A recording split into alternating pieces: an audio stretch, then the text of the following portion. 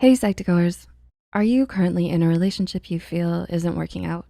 You may be trying your best to save what's left of the relationship and are making sure you're making the right decision. But sometimes it's better to have a good, healthy separation with someone rather than staying in a dying relationship.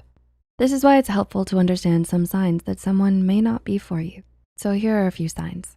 Number 1, you feel like you can't be yourself around them. Which parts of yourself do you change when you're with a person? Is it a certain personality trait of yours? Your looks? Your style? Why? You may feel like this because you're afraid of them viewing you in a certain way. This is not a good sign because it means that you think that they're only attracted to a certain idea of you. If you feel like you have to alter a part of yourself just to meet another person's standards or to be of value, you might be going through a personal problem brought on by self-esteem issues. This type of behavior may be improved by talking to your partner, friends, family, or a mental health professional.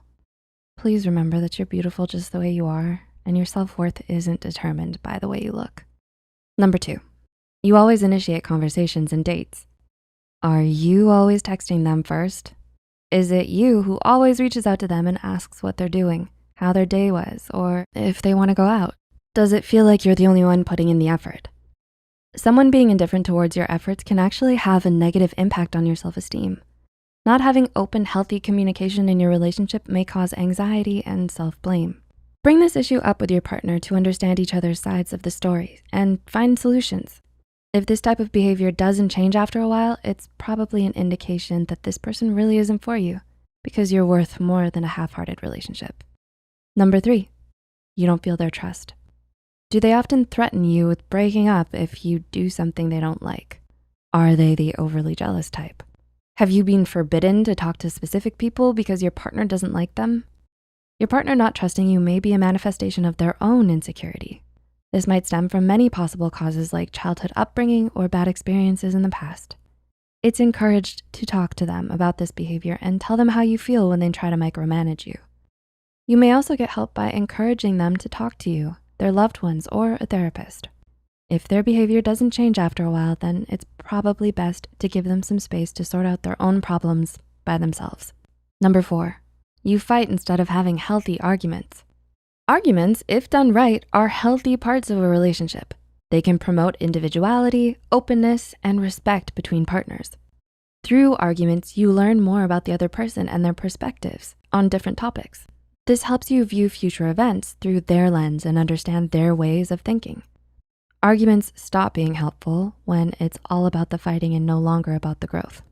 When you notice that your fights are getting more frequent and intense, involving toxic relationship traits such as the use of negative terms, physical abuse, and manipulation, then it might be best to ask for outside help and intervention. Number 5, you can't open up to them about anything. Your partner is your other half and your support person. It's only fitting that you feel comfortable around them enough to talk about diverse topics, both serious and lighthearted.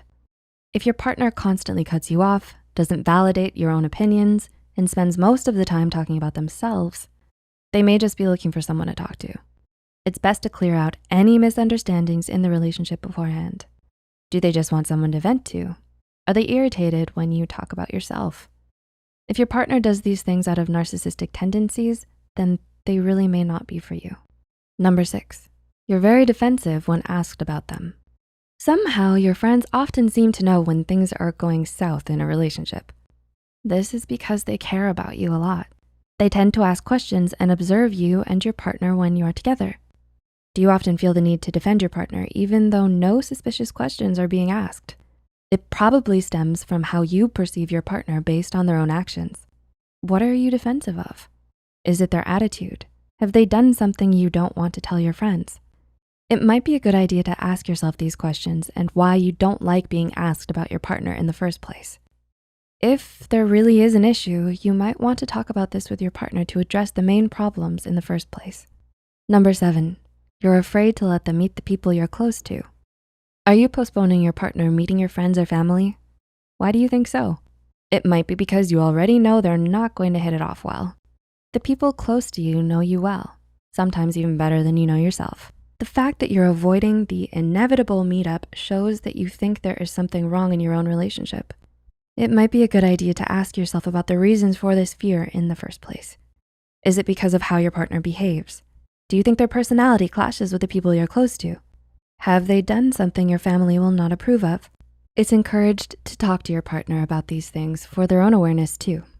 After all, not all people will get along at first. However, most of the time, the people you're close to only want the best for you. So if you think they'll have a negative impression of your relationship partner, there really might be something wrong. Number 8, you're constantly on the lookout for new partners. Are you often asking yourself if they're the right person for you? Do you repetitively imagine yourself being together with other people? Asking yourself if it would be a better match. If you're always thinking about other people or looking at others during dates with your partner, it might be a sign that you're not as invested in the relationship as you think you are. Attraction to other people is normal. It's just an act of noticing good traits in others. But when you decide to act on those harmless feelings, it's where things go awry. You may feel this way due to a lack of excitement in your relationship. It might also be a method of escape from a restrictive relationship or a way of seeking comfort from others because of bad communication habits in your own relationship. Whatever the reason is, it's important to ask yourself why you're doing this in the first place. Are you unsatisfied? Does the thought of breaking up with them frequently come to your head? It's encouraged to discuss these points with your partner to come across a mutual understanding and conclusion together. Number 9, you don't feel like you're becoming a better person. Have you reached a point in the relationship where you've become stagnant? Are you no longer interested in your hobbies? Does it feel like you are not improving? Collective growth is important in a relationship. Your partner inspires you to be a better person and vice versa. However, if you both reach a standstill where you feel unmotivated by each other's presence and instead feel tired and weary, it might be better to take a step back and give space where it's needed. A lot of this is caused when the relationship becomes a routine instead of something exciting with your other half. If you're starting to feel like it's a task rather than an expression of love, then it might work to find other ways to get yourselves engaged in the relationship once again. Don't put too much pressure on yourself. Sometimes breaking up with them is the breath of fresh air you might actually need. And number 10, you're staying in the relationship out of comfort. Has it become a habit to stay in the relationship just for the sake of it? Are you afraid of the thought of being alone if you break up with them? If you think the relationship has reached its end and there is no possible way for it to go anywhere else, it might be best to end it properly. It's nice to keep in mind that not all endings have to be bad. Sometimes you just have to do it and let life move on. It may help to acknowledge that you've done all that you can, and that is what is important. Sometimes letting go is better than holding on to something that no longer brings you joy or growth. It's good to continuously ask yourself, are you still happy? It sucks being in a relationship with someone who you feel isn't right for you. Do you have someone like this in your life? What made you say so? Please share your experiences in the comment section below. We'd appreciate hearing about your stories. Did you find this video valuable? Tell us in the comments below. Please like it and share it with friends that might find use in this video too. Make sure to subscribe to Psych2Go and hit the notification bell for more content. All the references used are added in the description box below.